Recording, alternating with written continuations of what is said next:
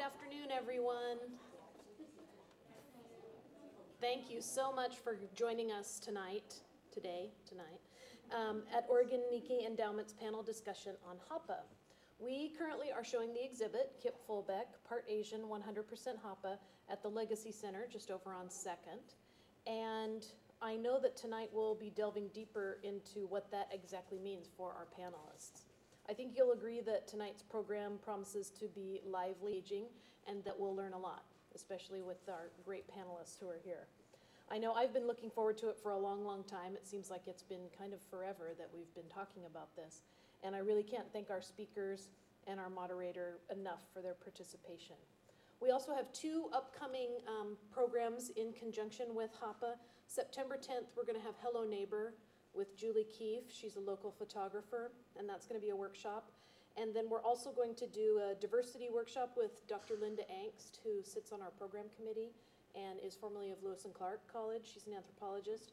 So both of those you can sign up for. They're free. We just want to know how many people we're going to have. So be sure to take a look at our website, oregonnikkei.org, and sign up. So before I introduce everyone, I wanted to let you know that there will be some Q&A at the end. So if you have any questions, please just go ahead and hold them until that time. I'll be roaming around with a microphone so I can get to you and everybody can hear your question. Restrooms are out and to your left. Thank you again to Oregon Humanities for funding the programs for Hapa. We're very thankful that they were able to give us some funding so we could bring people out. Thank you also to the University of Oregon Osher Lifelong Learning Institute, who has provided our space here tonight, staffing, tech support, and all kinds of other great stuff here at the White Stag building. They're very, very good neighbors to us. I encourage you to look at Brown curriculum, which lets you engage in discussions, enjoy lectures, and contemplate important questions and answers. Exactly what we're doing tonight. So I would like to introduce you to our participants today. Laura Kina is a visual artist, and her and she's here. And her research is firmly grounded within the discipline of painting and contemporary art. The interdisciplinary fields of cultural studies and Asian American studies deeply influence her research and creative activities. She's involved with the Asian American arts community on the local and national level for the past 15 plus years, both as a producer of visual artwork and as a community organizer and curator. Since 2002, she's also been involved in the emerging field of critical mixed race studies. These research interests and community connections follow her into the classroom. Her teaching is informed by being both a scholar and an individual invested in community activism. Laura is an associate professor of art, media, and design, Asian Studies affiliated faculty member, and a distinguished Vincent DePaul professor at DePaul University in Chicago. Emily Momohara grew up near Seattle and earned her BFA in photography and her BA in art history from the University of Washington. She went on to receive her MFA in expanded media from the University of Kansas, where she studied under Roger Shimomura, who we will be having a show of his later in the year. She is currently an assistant professor of art at the Art Academy of Cincinnati, where she heads the photography major. Momohara has exhibited nationally, most notably at the Light Factory with artists Mary Ellen Mark, Sarah Moon, and others. She has been a visiting artist at several residency programs, including the Center for Photography at Woodstock. Emily also serves on the board of Friends of Minidoka. The Friends of Minidoka engage in and support education, upholding the legacy of those interned and the internment experience, support research, and promote alliances with organizations with common objectives such as the National Park Service. And Minidoka is in southern Idaho. Dmae Roberts. Dmae is a two-time Peabody Award-winning independent radio artist and writer who has written and produced more than 400 audio art pieces and documentaries for NPR and PRI programs. Her work is often autobiographical or about cross-cultural peoples and is informed by her biracial identity. As the executive producer of Media Rights, a nonprofit organization dedicated to multicultural arts production in radio and educational outreach, she continues her personal mission to create works that bring communities together. And last, but certainly not least, is our moderator this evening, Tim DuRoche. Tim is the Director for Programs for the World Affairs Council of Oregon and is very active in the region around arts education, cultural access, and equity issues, including serving on the board of the Cultural Advocacy Coalition. He's a frequent moderator. We use him as much as we can. And public speaker for cultural organizations and conferences, including recent programs for Wordstock, Portland Center for Humanities, Oregon Humanities, Portland Art Museum, the Multnomah County Library, Pacific Northwest College of Art, Portland Jazz Festival, and Livewire Radio, among others. So welcome, everyone, and I'm going to hand it over to Tim.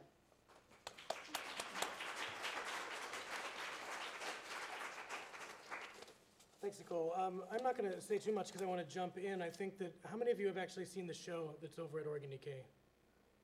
Okay, so you've got a little bit of context. What I wanted to do was take context and give a further springboard to the conversation by inviting 3 different artists who are also engaging questions around critical mixed race issues and how they incorporate these things into their work, and really I think about what Marie Hara calls how they negotiate the hyphen in what they do. So I think what I'd like to do is just invite, I think, Dmae, you're going to go first, right? We're going to have each of the artists bring up, show some work, talk about the work a little bit, and then we will launch into, what did you call it, an engaging, lively, and a panel that we're all going to learn something from. So Dmae, why don't you take the stand? Well, first off, before we start, I want to take a picture of everybody. Because I just want to remember everyone. So I'm going to stand way, way back here, I guess.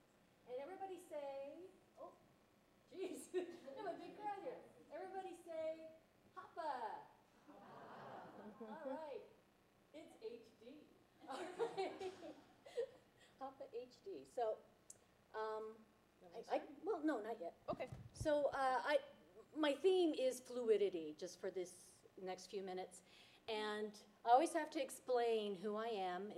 Other people get asked the question, what are you? And I get another question, about my parents. So I wanted to make a half-hour documentary called Secret Asian Woman about my experiences with fluidity and identity and name changing through the years.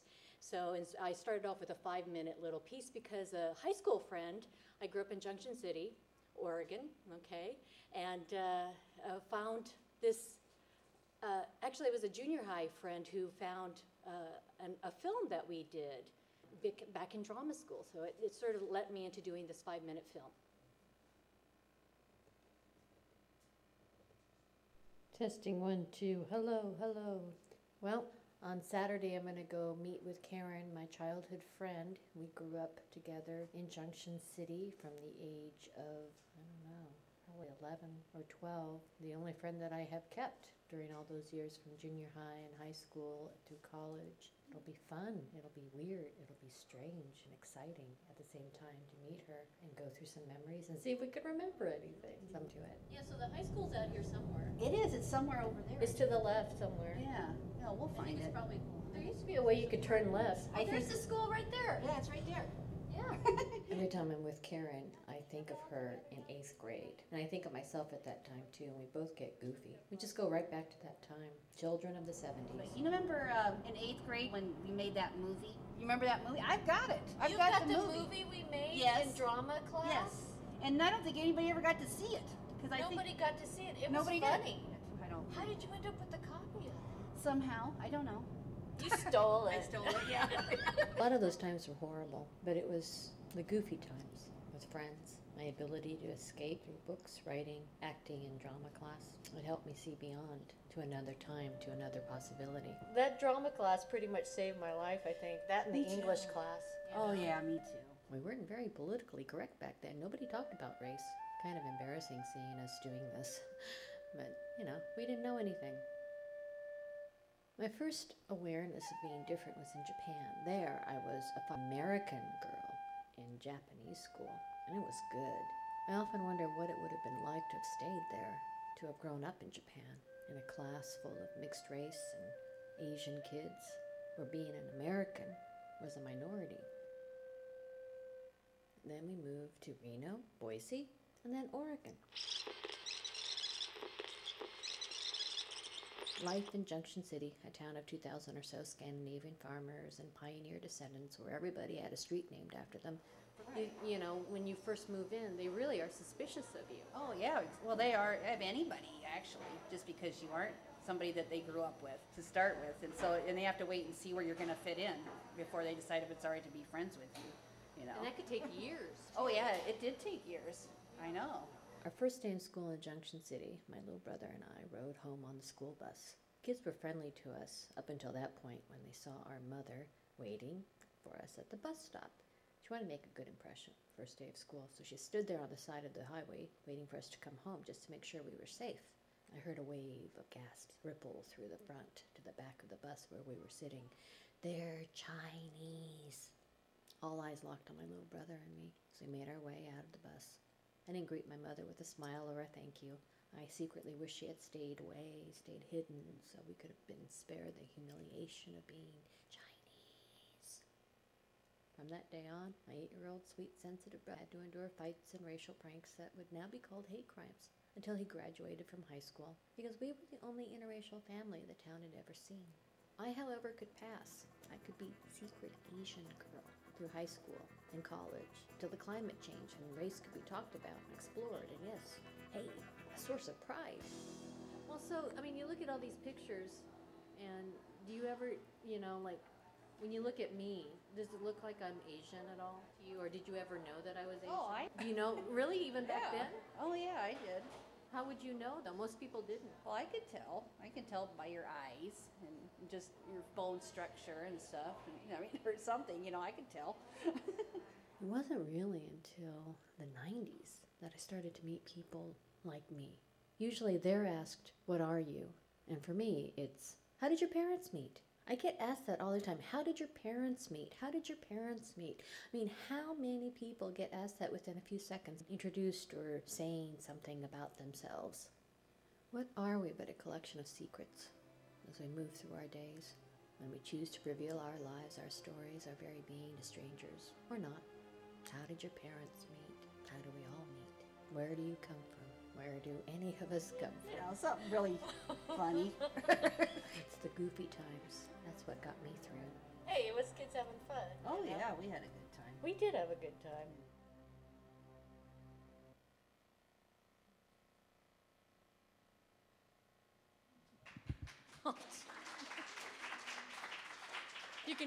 I can turn that off. I want to say that everybody lived happily ever after, but I don't think so. So how do I, just quit. Okay. Should I turn? Okay. So I wanted to start off just by saying that as far as fluidity, I've had to learn that. And I think that because of being between cultures, between races, between, you know, and having these sort of all these betweens, I've in my career, I've done a lot of different types of art, whether it was writing a play or performing a play or doing radio productions and documentaries and radio theater and multimedia work online with web movies. I keep coming back to the recurring theme, which is that I am still looking for what identity means to me. And it used to be a collection of halves, you know, half this, half that, as half breed, half Oriental, you know, and as good as just half Asian and half Chinese and half Taiwanese. And then when I discovered Hapa in the late 80s, actually, it seemed like a great word. It seemed like, oh, this is a fun word. This is something that, you know, is individual.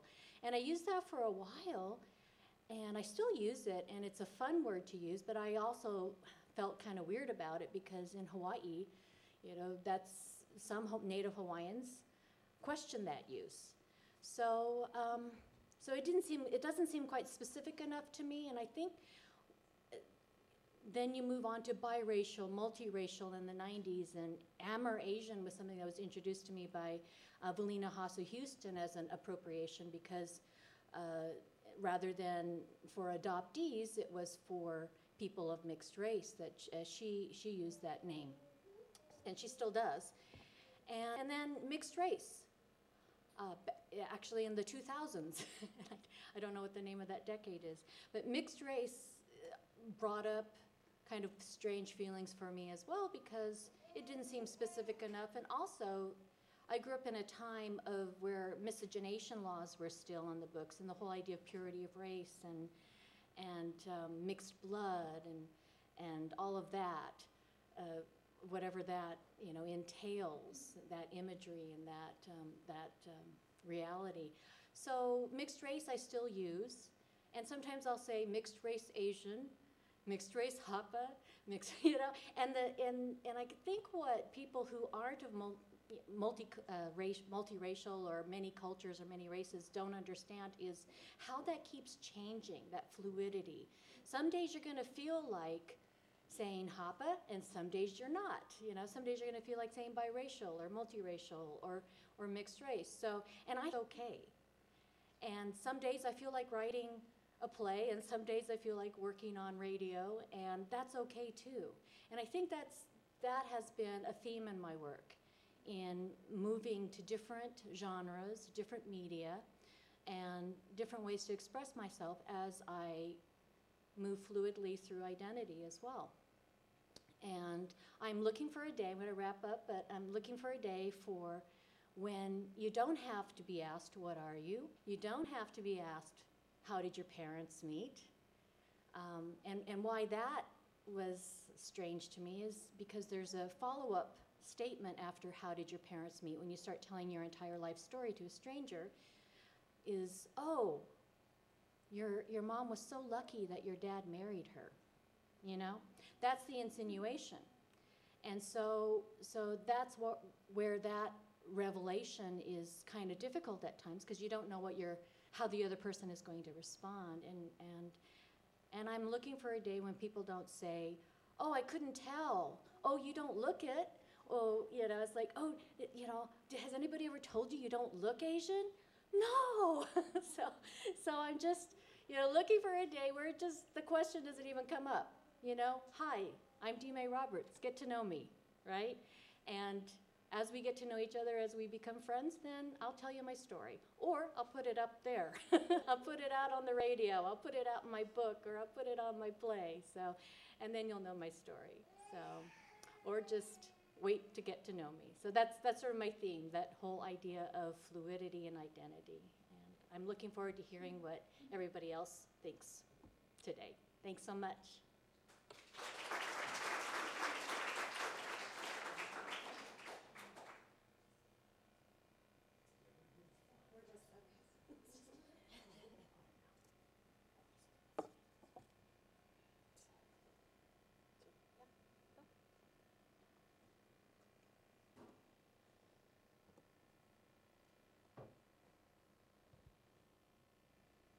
All right, well, I'm going to try to make this a little less formal than I had originally put this presentation together.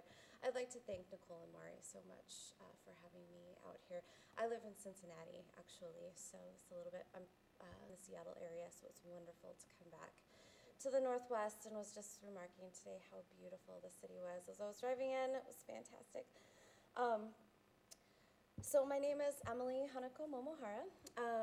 I remember this picture.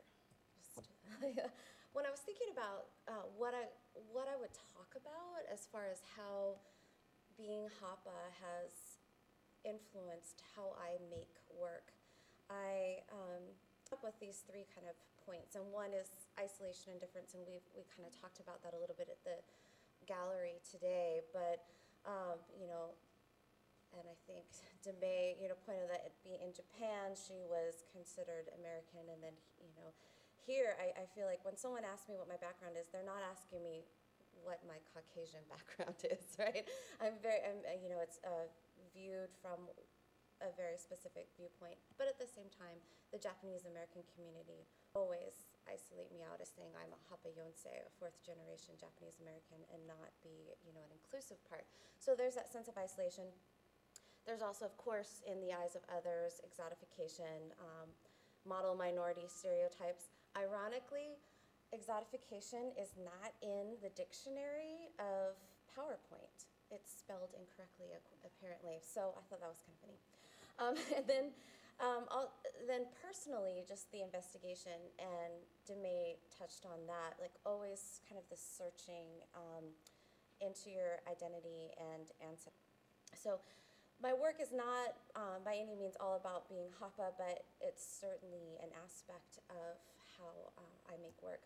So I started out, I was an exchange student when I was at the University of Washington and went to Japan for a semester, and I realized that I am nothing like Japanese women.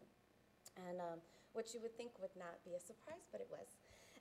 And so I came back and I started looking at what Japanese American history entailed, and I started doing a photo documentary on the World War II incarceration camp. So, and I'm not chronological in here. I put the dates up there so you can kind of see, talking about fluidity, you know, nothing is in a nice, neat package in order, right? And I think that idea of going back in history and looking at your ancestors is a universal aspect. And Laura and I were talking earlier today. We spoke on a panel before as well, and I used the same quote. It's Toni Morrison. I don't know if you've read her work. She's one of my favorite artists in the world. But she was giving a speech, and she said, she's African-American. She said, like many African-American women of my generation, I suffer from a racial vertigo that can only be cured by taking what one needs from one's ancestors. And I feel like I'm constantly doing that in my work and just day to day with my family, and hopefully I'll be able to give back to the next generation as well.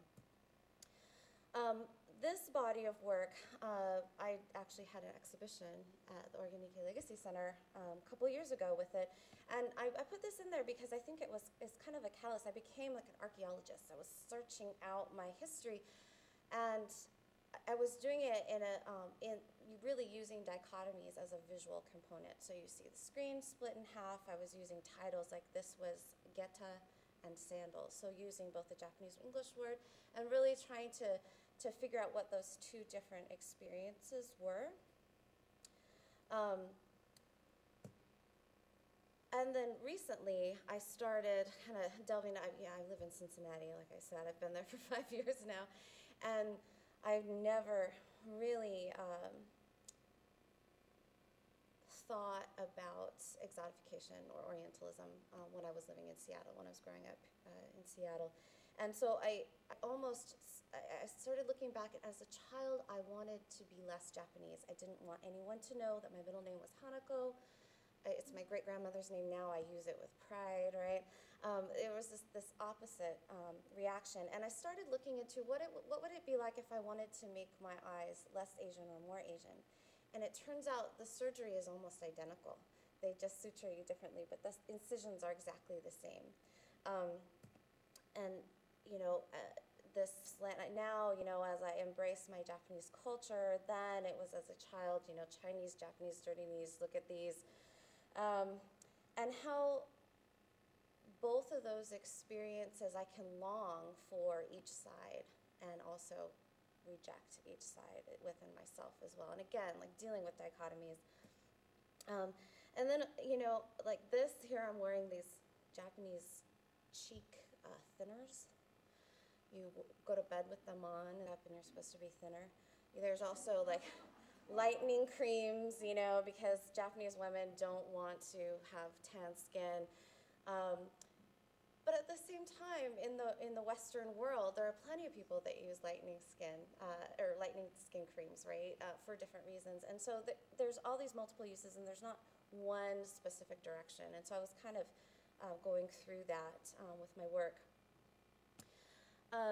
When I first moved to Cincinnati, 8 people passed away in a 14-month period, and so I started doing these little performance type pieces in funeral homes and making these images out of them. And obviously this idea of the dragon lady, all those things that I had to absorb through my whole life were still present, even though I was dealing with lots of culture and individuals, and it was something that was just kind of hanging on to, I was just hanging on to them.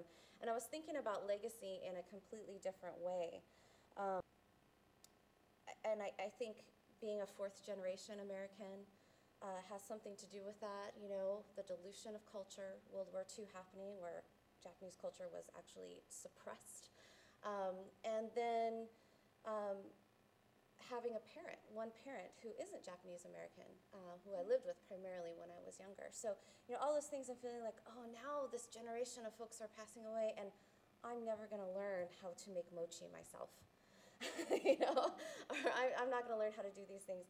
And so this is me pounding mochi with someone who is not there, right? So this idea of legacy, I'm really trying to blend more so than I was doing before by splitting them apart. So this is an American funeral home. It looks so American, but I am still who I am, right? And bringing in those elements like the dragon into these pieces.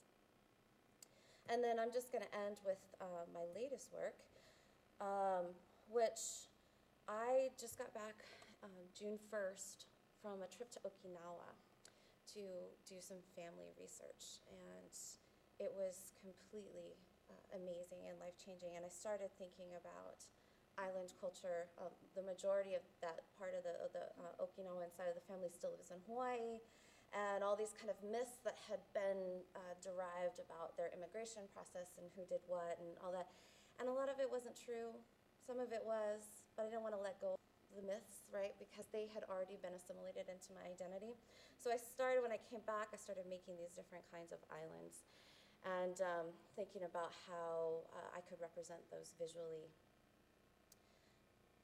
Islands can mean isolation. They can mean paradise, right? There's many different metaphors that you can use for islands and kind of packing up that culture and taking it across the ocean. And I was also, being in art history, I was an art undergrad, so looking at both Western art and Japanese art. So looking at long scrolls, so formats of scrolls, right? And then, but also looking at Dutch still lifes and memento mori and kind of combining those worlds together. And I realized this is new, and like I said, next year I may not feel this way, but I don't feel the need to seek out those facts as much anymore. It doesn't really matter who can and why and all of that. What matters is what our family has lived with and how that's formed me, and then how I can then share that